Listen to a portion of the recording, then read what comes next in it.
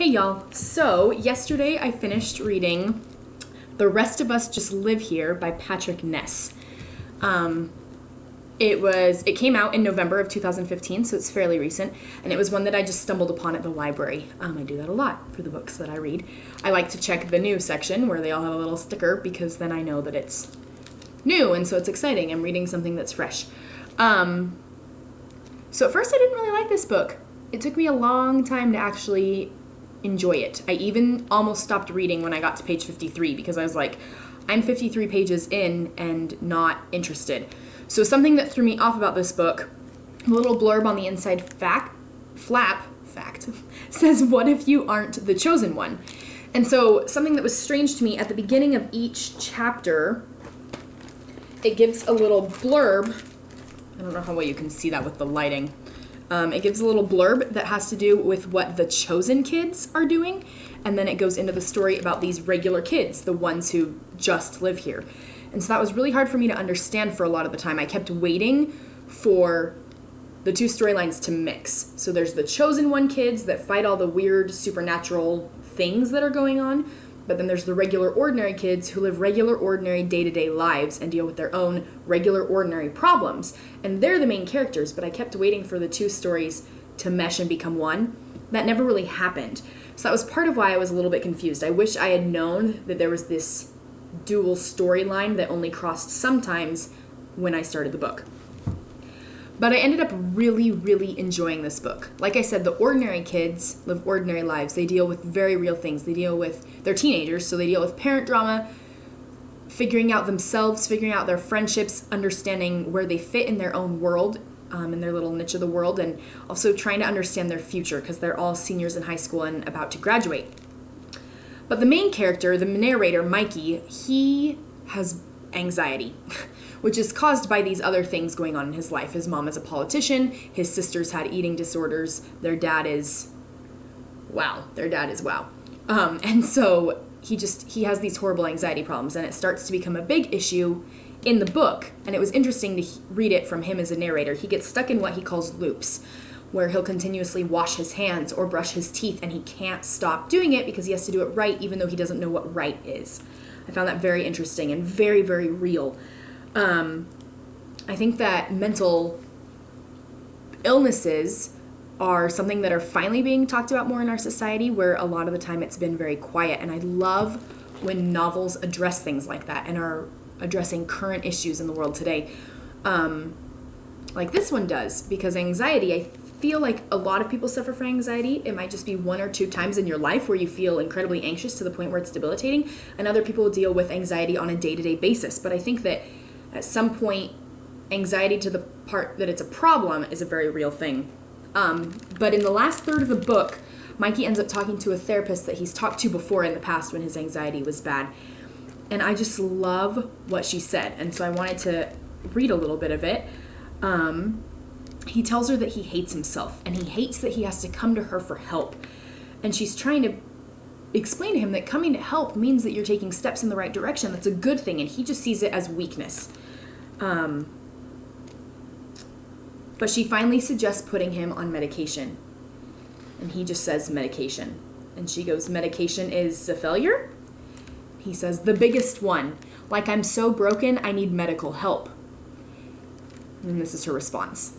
"Cancer patients don't call chemotherapy a failure. Diabetics don't call insulin a failure. This is different and you know it. I don't know it. Why is it different? Because it means I'm crazy. Crazy is different. Michael, do you think cancer is a moral failing? What kind of cancer? Don't play. You know what I mean. Do you think a woman who gets ovarian cancer is morally responsible for it? No. Do you think a child born with spina bifida or cerebral palsy or muscular dystrophy is at fault for their condition? No, but then why in heaven's name are you responsible for your anxiety? Because, what? Why are you responsible for your anxiety? Because it's a feeling, not a tumor. Are you sure? You think I have a tumor? No. Not what I meant. A feeling is pride in your sister. A feeling is fear at the concert that makes you act.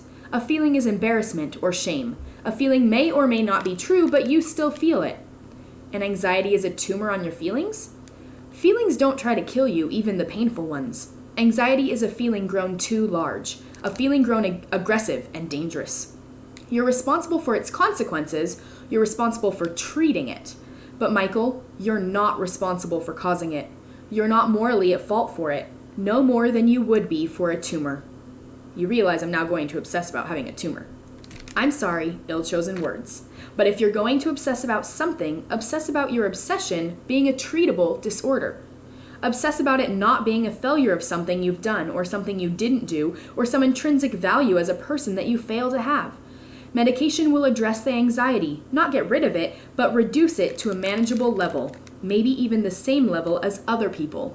So that, and here's the key thing, we can talk about it. Make it something you can live with.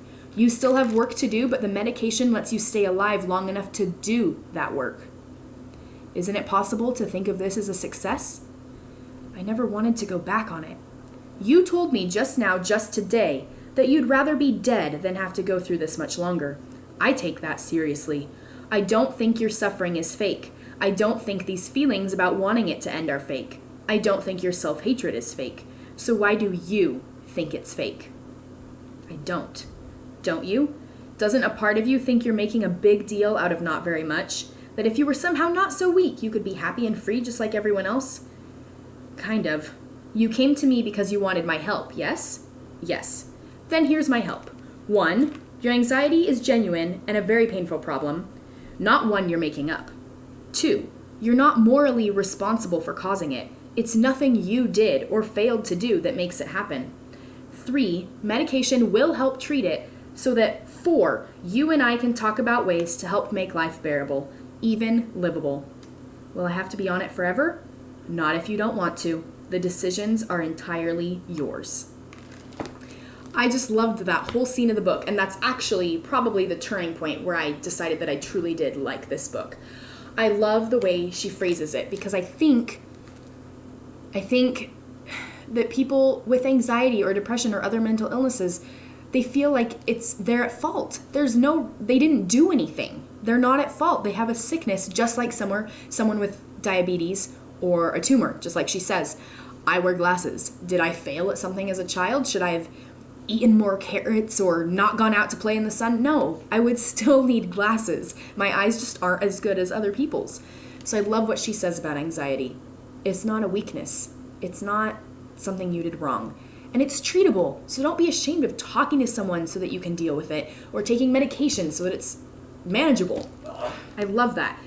I also, in this book, there was quite a bit of swearing, which I don't love. I don't love swearing in books for multiple reasons. I'll put a little different video up about my opinions about swearing in novels, but I don't like swearing in novels. I think it's ridiculous. But so there is swearing in this book, and there are some not super Christian appropriate comments. Not so much scenes, but more comments. In case that bothers you, that's how I'm going to phrase it. So read this at your own risk if swearing and things like that bother you. But I loved how real the characters were. Mikey is very relatable. His friends, his sister, all very relatable. Their issues are real. And it was very interestingly written in the way there's the chosen kids storyline and the regular kids storyline. And just how the regular kids notice things about the supernatural weirdness that's going on around them. But that's not what the focus is. I feel like that's kind of a way of looking at our world today.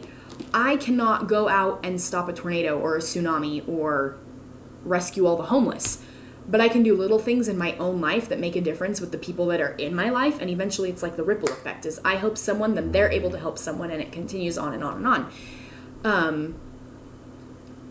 And I think that's part of what this book is saying.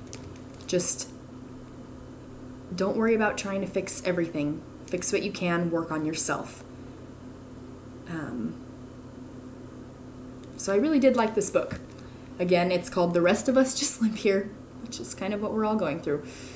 But I think I encourage you to read it, which I wasn't so sure I would say that, but I do think that I can recommend this book. So thanks for watching, and keep reading.